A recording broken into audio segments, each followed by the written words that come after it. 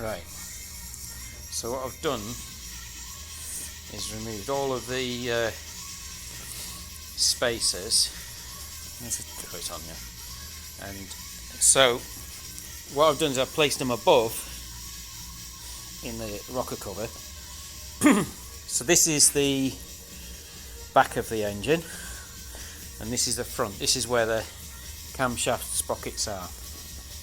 Okay, and so what I'm going to do is make sure that I capture all of the sizes just in case something happens. There we go, 30 and then 36 and then 33. Okay, let's just do it this way again. So this is the front. Okay, 33. I'm trying to make sure I can see it on the picture as well. 37.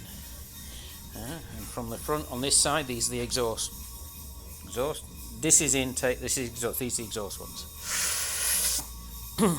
And I'm going to get from the video and actually mark out which spacers are doing which.